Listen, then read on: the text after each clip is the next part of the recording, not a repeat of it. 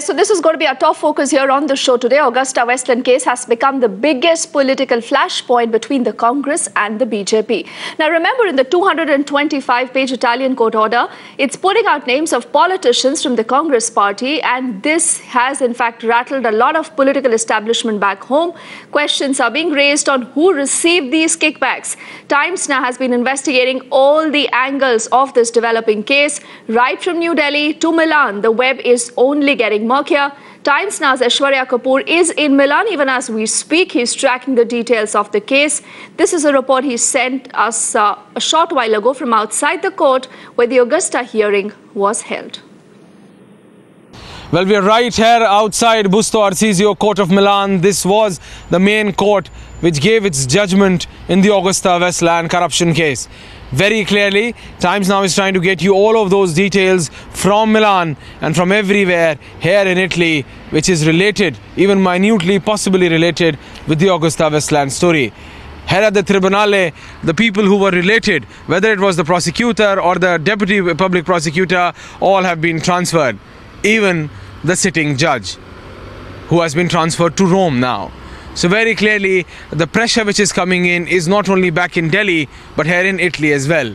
Not only because of the kind of names which have been taken in this very court behind which we stand, which is also the Tribunale Busto Arsizio of Indian politicians, the reverberations of it are being felt here in Milan and the neighboring cities of Italy.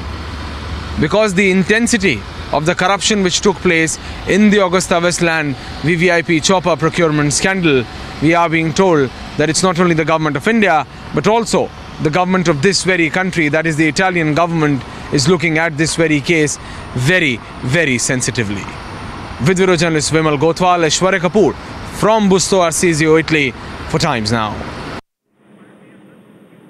All right, and Aishwarya is live with us on this broadcast even as we speak at this point in time. And Aishwarya, where you're reporting from actually becomes very important because it's on the basis of a court order from Italy, from Milan, that the government here is questioning the Congress. They want the Congress to come clean. They want the Congress to explain to us that, at a time we are talking of the bribe givers and bribe takers, why should the links just not add up? So essentially, it's all about connecting the dots. And, where you are, Aishwarya, what is the sense you're picking up? How is the government there actually looking at this, and how's the media there reporting the case?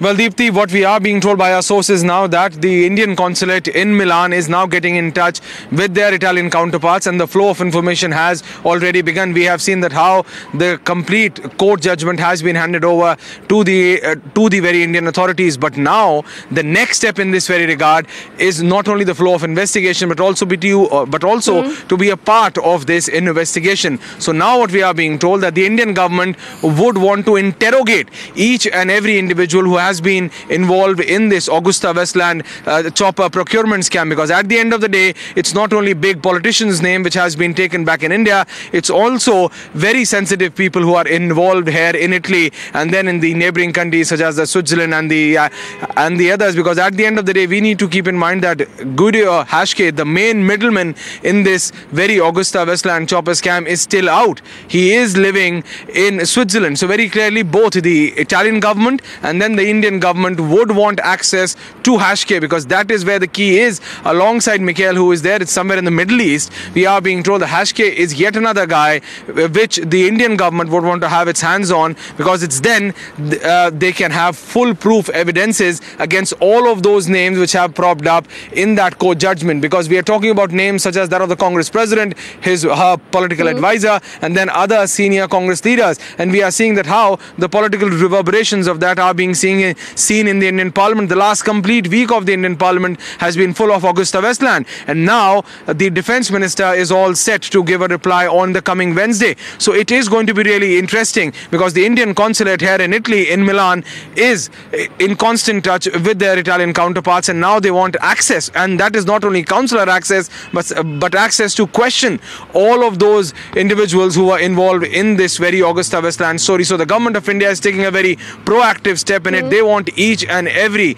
evidence to be given to them, so that they can do not want to leave, Deepti, even an iota of an evidence out in this because of the names involved. We are talking about the Congress president, and Congress knows, BJP knows that the minute that name props up, Congress is going to put in the whole political vendetta stand, and this is something which the present government does not want. It wants to make one thing very clear, that there is no political vendetta. They are only for a zero corruption policy. That is why we are being told that the message is very clear from the External Affairs Ministry back in Delhi to the ambassador, Mr. Wadhwa, and then to the consular, that is the Consulate General here, Mr. Charanjit Singh in Milan, stating that you need to take each and every step which is required to get those very information and the access to these very individuals, so that the facts about the Augusta Westland corruption scam could come out. Deepti.